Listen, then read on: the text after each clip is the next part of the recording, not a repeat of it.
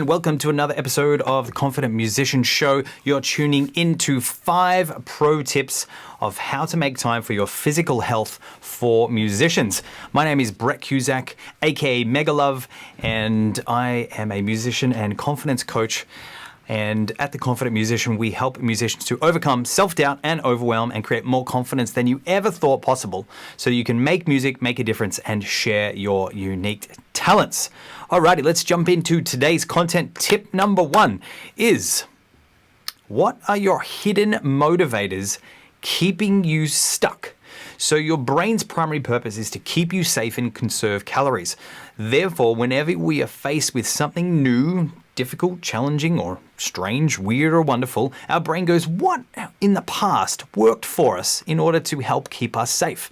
So your current strategy that you're using at the moment is the best way you know how to keep yourself safe, which may not be the best strategy, because you're probably looking around in the world going, why is this really easy for everyone else, but not for me?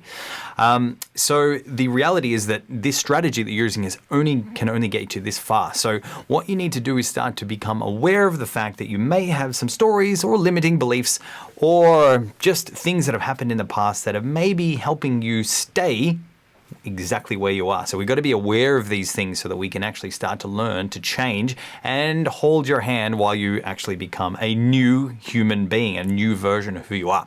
Tip number 2 is to manage your infatuations or fantasies about what being physically fit might actually give you. So just in case there are some things that you may perceive in the future as being challenging or more bad than good, like it's difficult, it's hard, it's painful, it takes too long, I might then not be able to continue it, it's expensive, or people might like me more, or I might get more attention.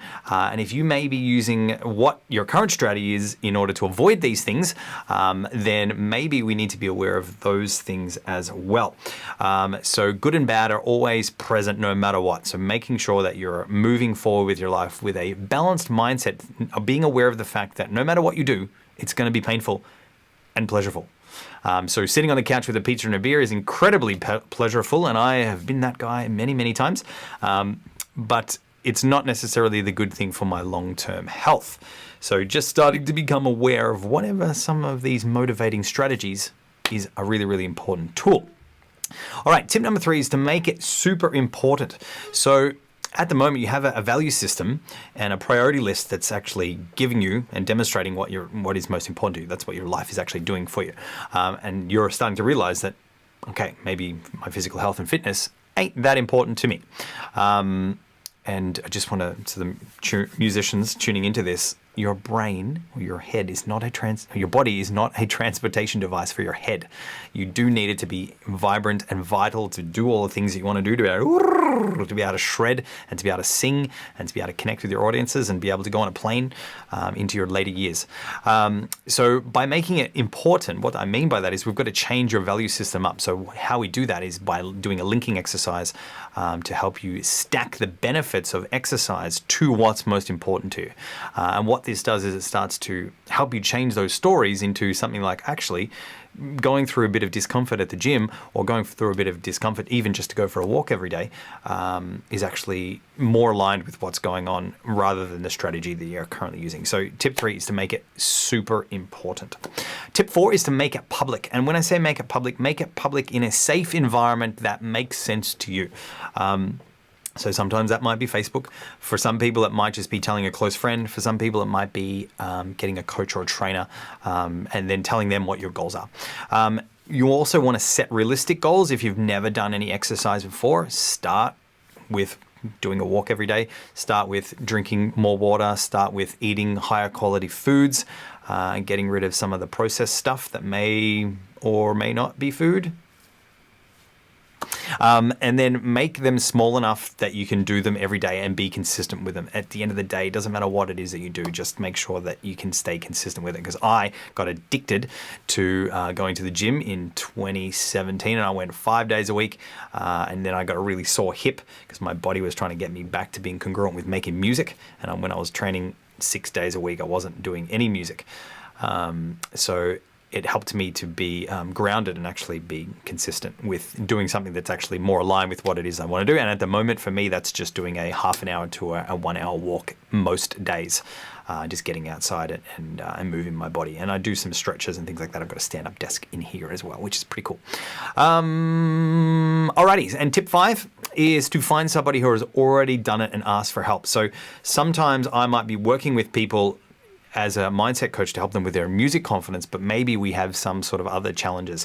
So what I actually help people to do is actually help them undiscover that there might be some problems underneath the problems that we need to look at in order to help get you back doing more of the things that you love. So an introduction to that is called Confidence and Happiness Secrets, which is my latest training, which you can get on the link below this video.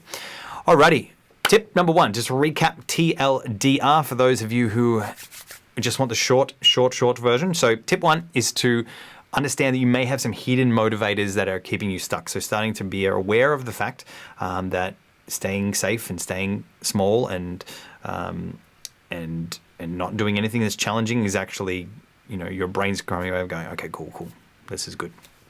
So we want to be aware of the fact that maybe in order to change, we need to start to be aware of what's actually happening for us so we can actually start to change those stories and move forward. Tip number 2 is to manage your infatuations or fantasies of what being physically fit might give you. So infatuation and fantasies might also be nightmares.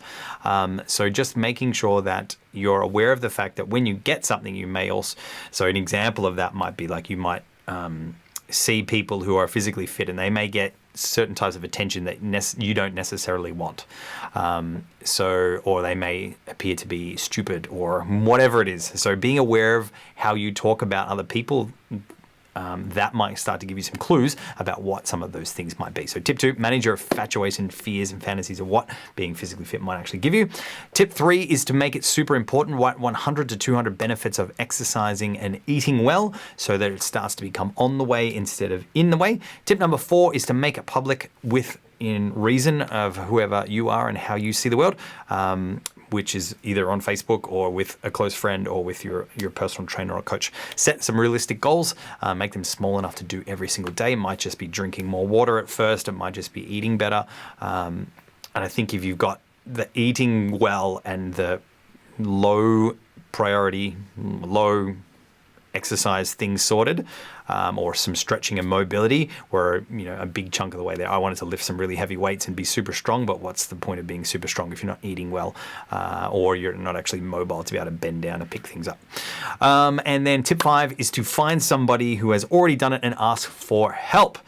I hope you've enjoyed this video. If you know somebody that could benefit from this video, please tag them in this or send it to them via a DM. And if you have enjoyed this, please let us know what you found useful, valuable, or interesting in the comments below. And if you are curious about getting some coaching or support along your musical journey, then you can book a quick Q&A questionnaire time with me so we can actually have a chat about what your challenges are, where we'd like to go, and whether we're going to be a right fit to work together. So there's a link on to that below this video. I hope you've enjoyed this. Until next time, make music, make a difference, and I will see you on the next one. Bye-bye.